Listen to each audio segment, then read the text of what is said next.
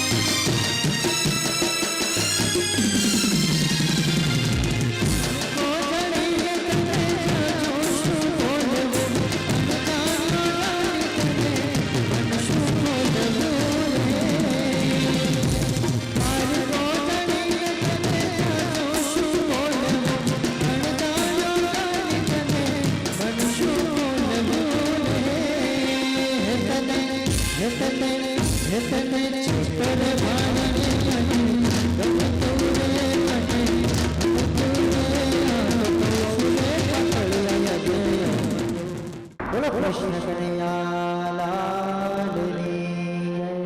બીજાઓ, બીજાઓ, બીજાઓ. વાહ. વાહ.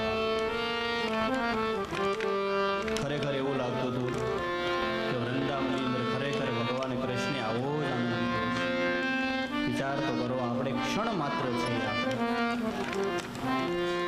ક્ષણ માત્રની અંદર જો આવો આનંદ આવતો હોય આપણને, ખરેખર જ્યારે રાધા અને કૃષ્ણે વૃંદાવનની અંદર મહારસ જ્યારે પ્રભુ રેમાં હશે ત્યારે કેટલો આનંદ થયો છે, કેટલો આનંદ. ક્ષણ માત્રમાં જો આપણે બધું ભૂલી જતા હોય ઘડીથી, કેવો રાસ આનંદ આવ્યો છે. આવો ભાગવતની અંદર આપણે પ્રવેશ કરીએ અને પ્રવેશ કરી ધ્રુવજી મોટા થયા.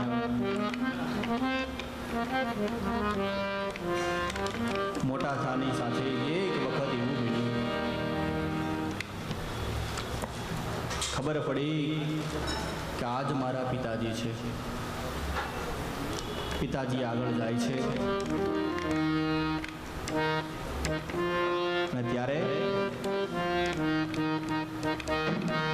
અપરમા હતી ને, અપરમાને કહે છે, જો તારા પિતાજીના ખોળાની અંદર બેસવું હોય ધ્રુવ બેટા, તો તારે મારે કુખેથી જન્મ લેવો પડે, તો જ તારા પિતાના આસન અને રાજગાદી ઉપર તો બેસી શકીશ. છતાં ધ્રુવજી મોટા છે, સંસ્કારનું સિંચન એની માએ કરેલું છે ને, અવિવેકથી વાત નથી કરતા, શ્રદ્ધાથી કરે છે વાત, શુભ્યતાથી કરે છે. કદાચ કોઈ આપણને એમ કીધું હોય તો તોડી નાખું, ભાંગી નાખું, તલવાર કાઢે આમ, પણ એવું નહીં. સહજપૂર્વક જવાબ આપ્યો. ત્યાં બેસી ધ્રુવજી કહે છે કે માં, શું કરવું પડશે? જંગલમાં જા, ભક્તિ કર, પ્રભુને પ્રસન્ન કર અને ત્યારે પ્રભુ પાસે માંગ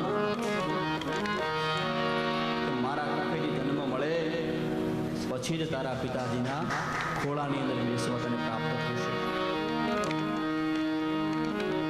આપણને મને કેવું નવાઈ લાગે છે, કદાચ ભગવાન પ્રસન્ન થાય તો પછી વાયા એની થઈ શું કામ આવવું પડે? ડાયરેક્ટ જ ન માગી લે ભગવાને કહ્યું મારે રાજગાદી જોવી, સુરુચિથી પાછું કેમ આવવું પડે? વાયા ત્યાંથી ડાયરેક્ટ ભગવાન છે ને, જગત કરતા જીવન નિયંતા, જગત કરતા છે, બધું જ કરી શકે એમ ક્ષમતાવાળા છે, કેપેબલ છે. પણ નહીં, ધ્રુવજી છે, એની માએ સંસ્કારનું સિંચન કર્યું છે. અત્યારની માં મોડેલિંગ છે. બેટા એ જ ખવાયો આપણે, બહારનું હોટલનું મંગાવી લે, સારું હશે છે. પેલું ભગવતીમાંથી મંગાવજો, ચાર કપાળી ઓલી ભગવતી હોટલ છે ત્યાંથી મંગાવજો, સારી છે. ત્યાં પાઉંભાજી મંગાવજો, બહુ સારી છે. ઓલા પણ નથી ન મંગાવતો. પણ આ તો એની ઘરે ઠાકોરજીની સેવા બિરાજે ને બેટા, આપણે ન ખવાય, આપણે વૈષ્ણવ જ કહેવાય. આપણે તો ઠાકોરજીનો ભોગ આરાગેલો હોય ને તે જ પ્રસાદીમાં સખડી ભોગ લેવાય. આવું સિંચન કરેલું છે. 5 વર્ષના બાળકને શું જ્ઞાન હોય?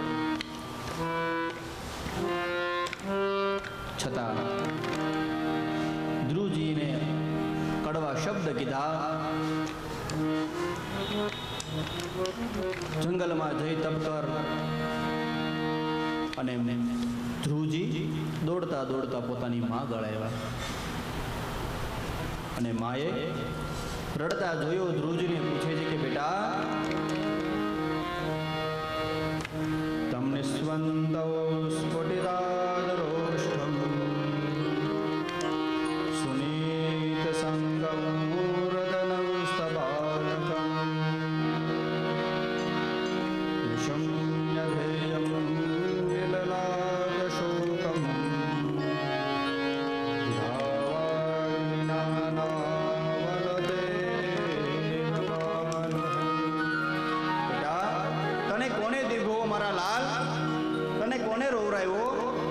શા માટે રહો છો મારા બાળક? હૃદય સાથે લગાડ્યો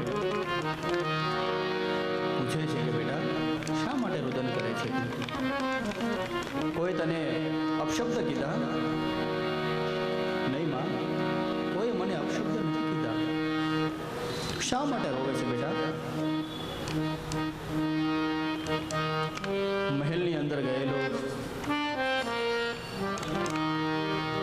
મહેલની અંદર જઈ મારા પિતાજીને મળવા માટે દોડ્યો. મારી માએ શબ્દ કીધા.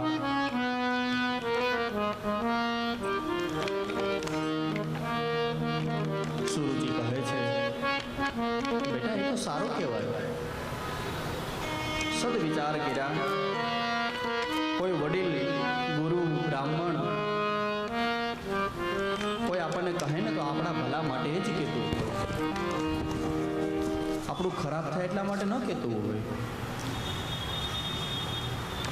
તો કે મારી માએ તો એવું કીધું છે કે જંગલમાં જઈને તપ કર. તો બેટા તું તપ કર, પ્રભુને પ્રસન્ન કર. બાકી આપણે કોઈ હોત તો કોને કીધું એવું તને? ચાલ મારી સાથે વાત કર. પોલીસ સ્ટેશનમાં કેસ લઈ જાય.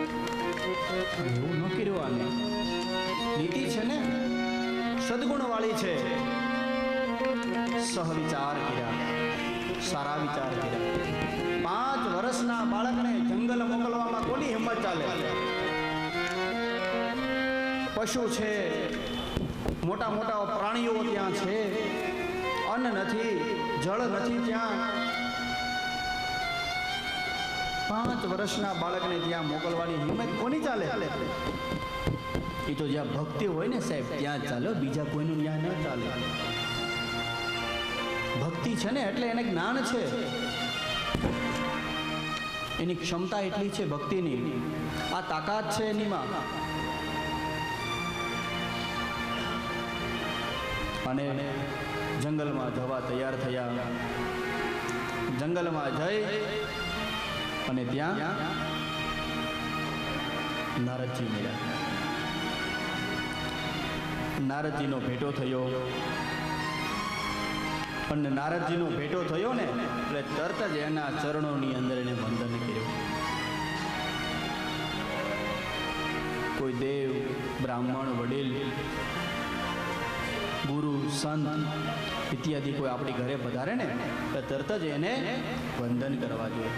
આંખ નમે તો વંદન થઈ જાય, મસ્તક ઝુકે તો પ્રણામ થઈ જાય, અને દંડવત કરે તો સાક્ષાત પ્રભુને સમર્પિત થઈ જાય. એનું નામ પ્રણામ. કોઈ આંખથી પણ વંદન કરે, મસ્તક ઝુકાવીને પણ વંદન કરે, કોઈ હાથ જોડીને કરે, અને કોઈ સમાજની અંદર ખરાબ